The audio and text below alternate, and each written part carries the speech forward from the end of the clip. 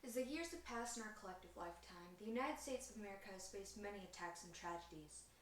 The Sandy Hook Massacre in 2012, the Orlando nightclub shooting in 2016, and most notably the attack on the World Trade Center September 11th of 2001. Before all these events occurred in the 2000s, there was an event that seemed to signal what was to come.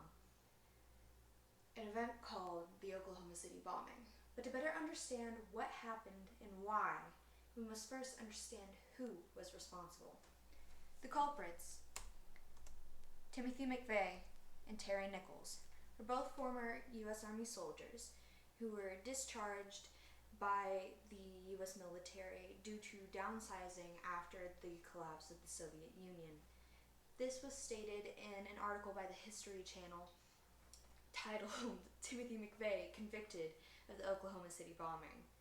It is also noticeable that at this time, as stated in a PBS documentary, Oklahoma City, A Cautionary Tale of Hate in America, that McVeigh began consuming mass amounts of white supremacy literature and jargon, specifically a book titled The Turner Diaries.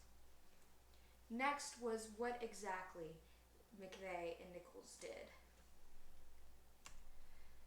McVeigh and Nichols took a rented truck and created a bomb to place inside of it, one that was a mixture of deadly cocktail of agricultural fertilizer, diesel fuel, and other chemicals, as stated by the FBI in their own article. The bomb was then placed in the back of this truck and left in front of a federal building, where it exploded and killed 168 people, 19 of which were children.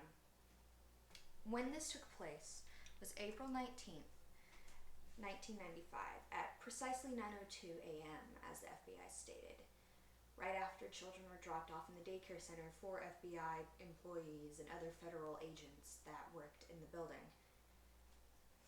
This attack, it is important to note, was 2 years after the Waco, Texas raids, which were also, allegedly, fueled by white supremacy and other notions that McVeigh seemed to take to heart.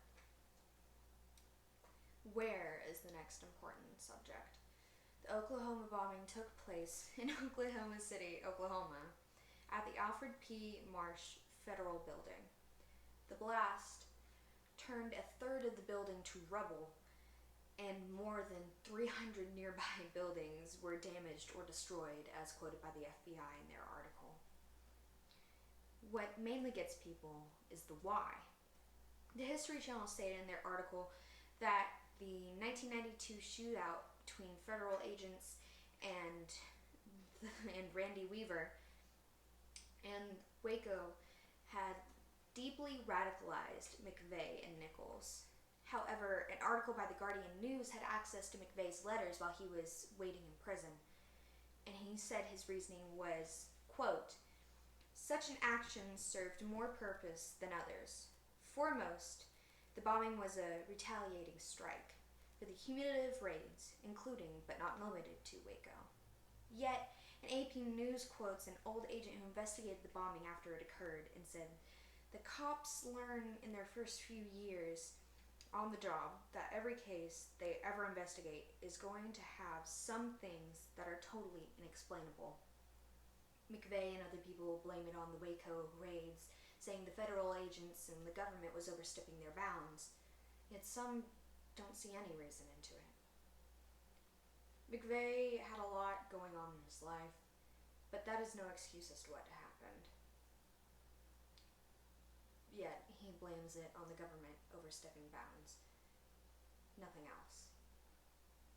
To conclude, the History Channel's recap video titled Oklahoma City Bombing, Why Did It Occur, and Who Was Behind It, claims the event to be what was at that time the most devastating terrorist attack on American soil.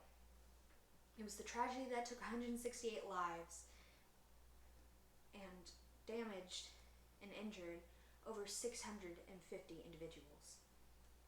Terry Nichols was tried and sentenced for life for being McVeigh's accomplice in the attack, and McVeigh himself was tried, found guilty, and later was executed for his crimes. The facts can be quite shaking, but it is a reality that we must face, and it is an event that we must understand and learn from to better face our lives as American people and stay educated on what has happened in our history. Thank you.